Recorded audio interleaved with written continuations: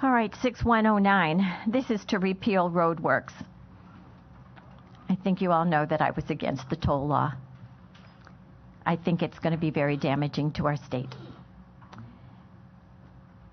Over the last few months, it has come to my attention that DOT intends to tear down and rebuild a bridge that is structurally sound. It is in very good shape. This is the Oxford Street Bridge, which is in the Thurber Avenue area, right where the WHJJ is. That's it. It's fine.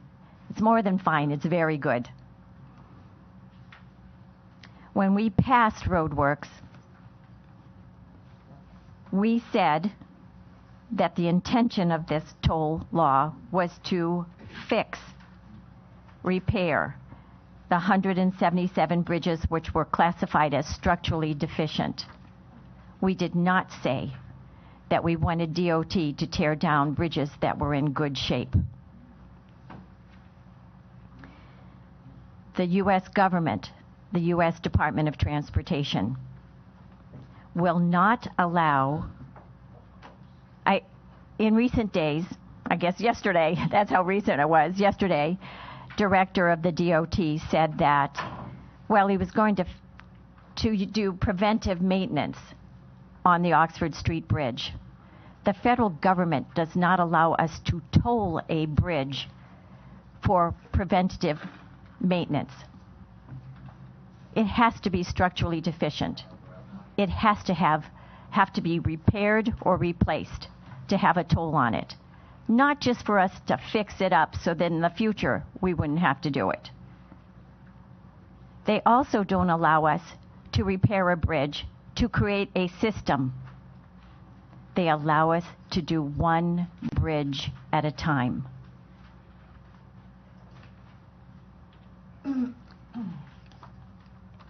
This bridge has a sufficiency rating of 72, which is very good.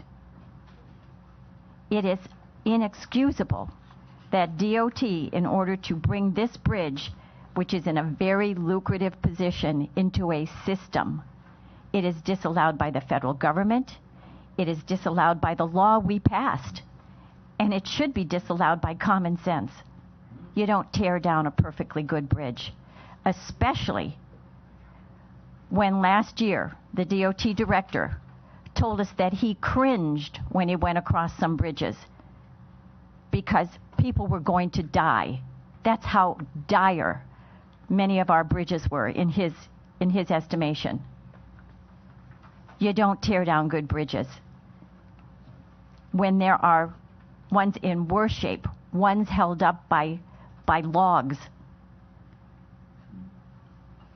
at the very least, we should do a study of everything, of every bridge, and what DOT is doing. We've all seen the blue signs out there. Are they fixing other bridges? Are they tearing down other bridges that are fine in order to just spend money? The second part, Chris, did you hand out the... Yes. Oh, great. No, this is the chart. DOT estimated that we would make $45 million from tolls. This was based on an estimation on some numbers that they produced, that there were 10,000 trucks that passed through Rhode Island every day. The funny thing is that every truck has a GPS system in it.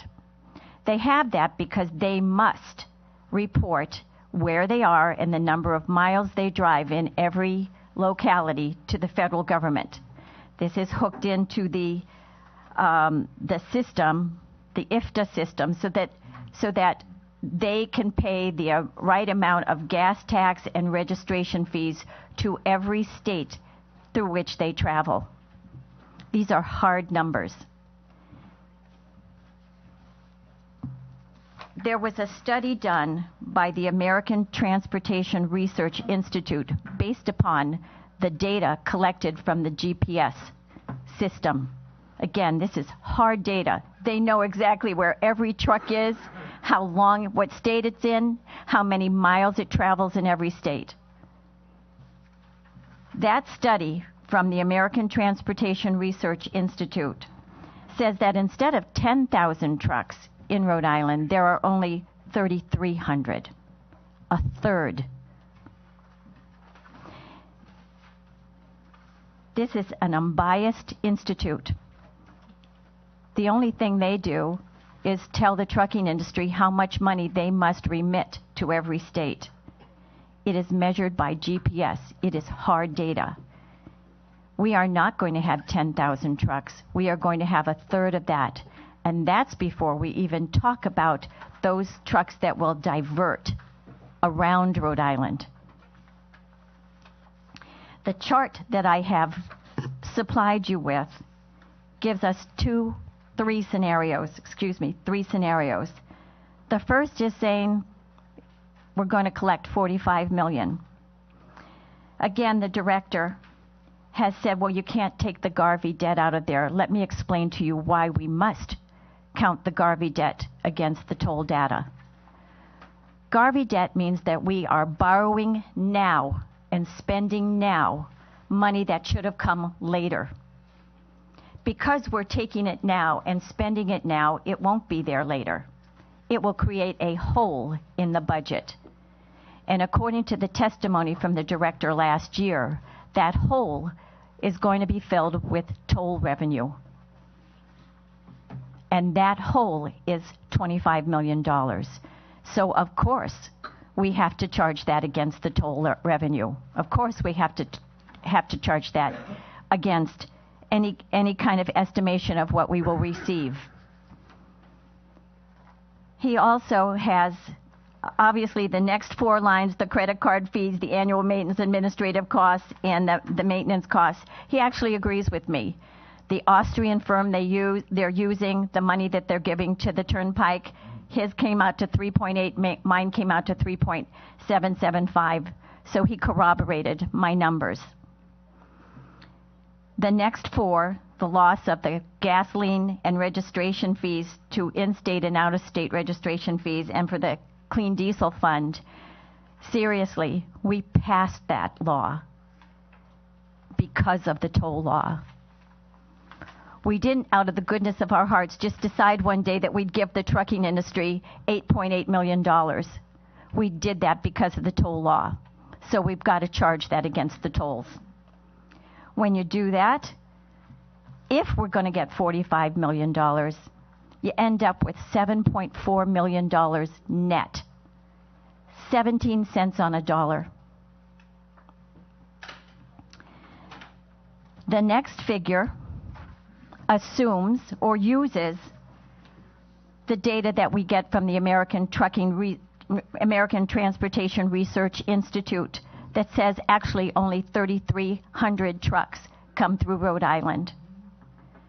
It doesn't take into account any kind of diversion around Rhode Island. And you can see from that that we would have a $21 million hole created by the toll law. We will be running a deficit of $21 million if we continue down this path of having the toll law. But let's say that both of these are wrong. We don't have 10,000, we don't have 3,300. Let's split the difference. And that's what the third line is. If we split the difference and said there were 6,600 trucks that passed through Rhode Island, we would still have a deficit of $7 million every year if we continue to go down the road of having a toll law. So pick your poison. $7 million deficit, a more likely $21 million deficit.